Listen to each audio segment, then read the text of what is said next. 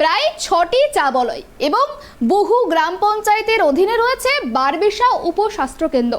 কিন্তু সেই উপস্বাস্থ্যকেন্দ্রের যা পরিস্থিতি তা নাভিশ্বাস উঠেছে রোগীদের।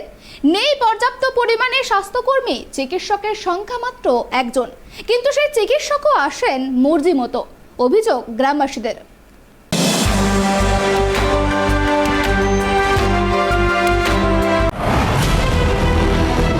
একটা ডাক্তার আমাদের থাকা যায় কেউ জ্ঞান নেই।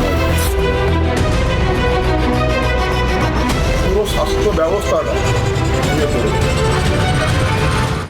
বর্তমানে আমরা দাঁড়িয়ে রয়েছি আলিপুরদুয়ার জেলার কুমারগ্রাম ব্লকে, কুমারগ্রাম ব্লকের বারোবিশাতে। এবং এখানে দীর্ঘদিনের যে সমস্যা রয়েছিল এখানকার সাধারণ মানুষের স্বাস্থ্য ব্যবস্থা নিয়ে, এই যে বারোবিশা রয়েছে, বারোবিশা চত্বর এলাকাতে রয়েছে বারোবিশা উপস্বাস্থ্য কেন্দ্র আমার ঠিক হাতের ডানে। এবং আপনারা দেখতে পাচ্ছেন যে সেখানে তালা ঝুলছে, অর্থাৎ এই যে উপস্বাস্থ্য কেন্দ্র, এই উপস্বাস্থ্য কেন্দ্রে পর্যাপ্ত পরিমাণে নেই ডাক্তার। কিন্তু এই উপস্বাস্থ্যের অধীনে রয়েছে প্রায় 6টি চা বলয় এবং তার সাথে রয়েছে বহু মানুষ এবং গ্রাম পঞ্চায়েত। এই যে সাধারণ মানুষগুলি সমস্যায় যখন পড়েন বা কোনো স্বাস্থ্যের যখন অসুবিধা হয় তখন তাদের বাধ্য হয়ে যেতে হয় কামাখ্যাগুড়িতে বা আলিপুরদুয়ার জেলা সদর হাসপাতালে।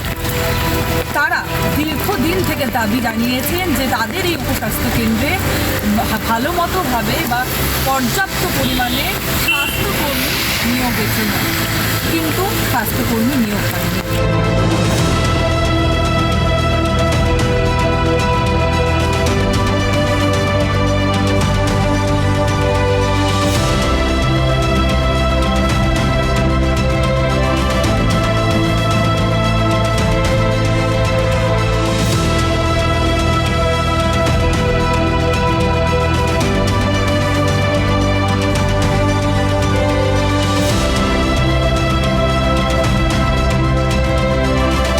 আপনাদের যে উপস্বাস্থ্য কেন্দ্র রয়েছে এখানে, তো কোনো কিছু হলে পরে আপনাদের কি এখানে ডাক্তারের ব্যবস্থা থাকে? না না, কোনো ডাক্তার পাই না, কখনো কোথাও ডাক্তার পাই না। হয়তো তো আমার খুঁজে যেতে লাগে না আলিপুরদুয়ার যেতে লাগে। আচ্ছা আচ্ছা, যদি কোনো কারো মানে সাংঘাতিকভাবে কেউ ইনজুর্ড হয় বা কারো সেরকমই হয়, তাহলে তাকে সেই কামাখ্যাগুড়ি বা জেলা হাসপাতাল বা আলিপুর, এখান থেকে জেলা হাসপাতালে প্রায় দূরত্বটাও হ্যাঁ 40 কিলোমিটার। 40 কিলোমিটার। এই যে এখানে যে এরকম সমস্যা হচ্ছে, ডাক্তার নেই ঠিকমতো, স্বাস্থ্যকর্মী নেই, তো এই বিষয়ে কি আগে কোথাও জানিয়েছে? হ্যাঁ, অনেকেই জানানো হয়েছে বা আমরাও কতদিন জানানো হয়েছে, হেনেও জানাইছি, অনেক পার্টির লোককেও জানানো হয়েছে। কেউ কেয়ার নেয় না, কেউ কেয়ার নেয় না। যদি আসে ইচ্ছা যদি হয় ওদের ডাক্তার আসবে আসবে, যদি ইচ্ছা না হয় পেশেন্ট দাঁড়ায় থাকবে, দাঁড়ায় থেকে চলে যাবে। কোনো দিন 11টার সময় স্বাস্থ্যকেন্দ্র খোলা হয়, কোনো দিন 12টার সময় খোলা হয়, আর 10টার সময় তালা খুলে, কিন্তু ডাক্তারের জিনিসেতে কোনো দিন 11টা বা 12টা। আচ্ছা, আপনার নাম? বাড়ি এখানে।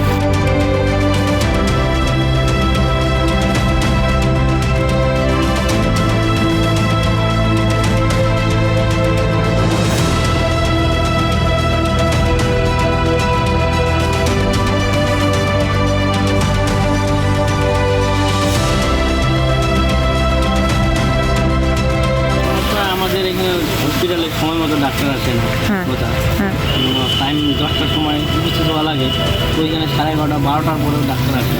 ডাক্তার এখানে আসলে কোনো সময় ঠিক নেই কোনো, তার মধ্যে ডাক্তার এখানে থাকে না। আমাদের 1:30টার পরে যদি কিছু হয় সঙ্গে সঙ্গে যেতে লাগে আমার করে যেতে লাগে, নাহলে আলিপুর যেতে লাগে। এইখানে ওরা ছুঁয়েও দেখে, ঠিক আছে। যদি একটা ডাক্তার পার্মানেন্টলি এখানে থাকা যায়, নার্স থাকে বা একজন কর্তৃপক্ষ থাকলেই হলে সুবিধা হতো তাহলে। আচ্ছা, তাহলে আপনারা কি চাইছেন যে এখানে একটা পার্মানেন্ট স্বাস্থ্যকর্মী থাক? হ্যাঁ, একজন পার্মানেন্ট স্বাস্থ্যকর্মী থাক, টাইম মতো ডাক্তার আসুক, এইটাই চাই। আচ্ছা, এর আগেও কি কোথাও জানিয়েছিলেন যে এরকম?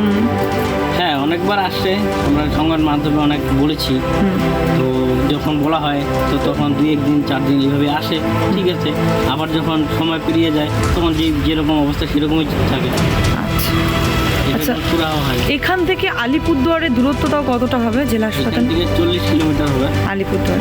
তার মধ্যে আমাদের ইসে আছে, রেলগেট আছে, হ্যাঁ বাইপাস হয়ে কামাখ্যার দিকে যে যাওয়া হয় তাহলে এখানে রেলগেটে আমাদের আটকা পড়ে। হ্যাঁ আর মেন গেট আলিপুরের রাস্তার যে অবস্থা, হ্যাঁ 40 মিনিটের রাস্তা 1 ঘন্টা লেগে যায় ভাঙার জন্য। তো একটা রুগীর যদি শোচনীয় অবস্থা হয় তাহলে ওনার যেতে যেতে এখানে খারাপ হয়ে যাবে।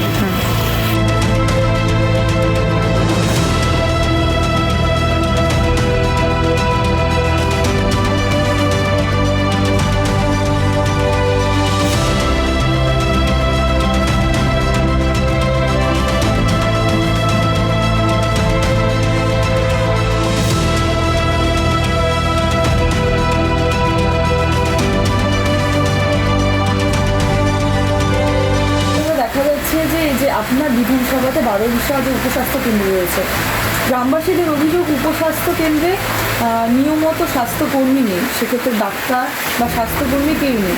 11টা 12টায় আসে, 1টা 1:30টার মধ্যে চলে যায়।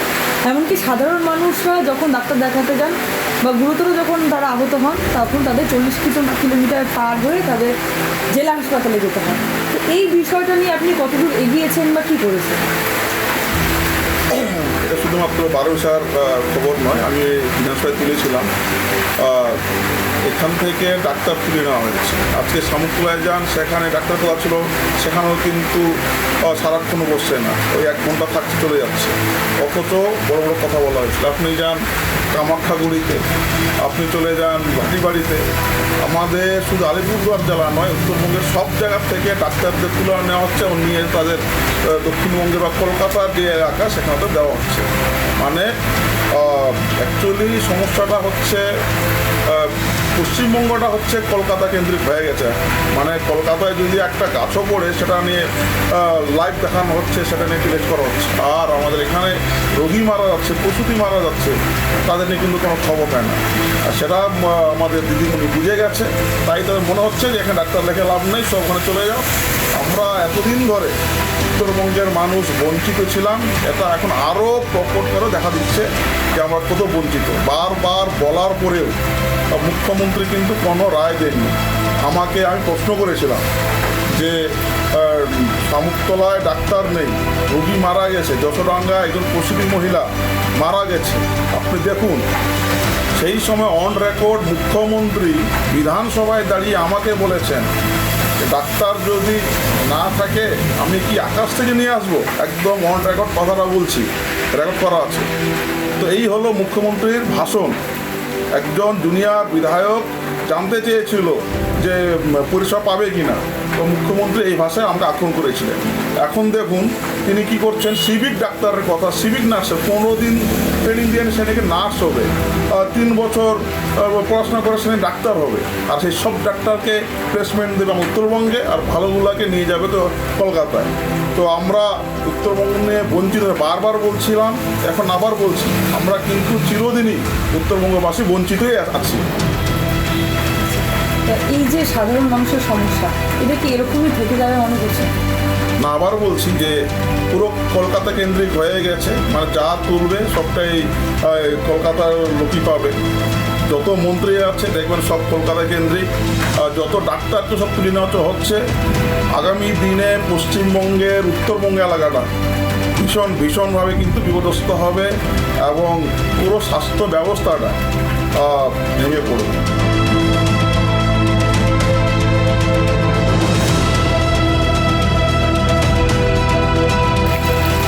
দেখার বিষয় সাধারণ মানুষের এই সমস্যা কতদিন যাবৎ চলে।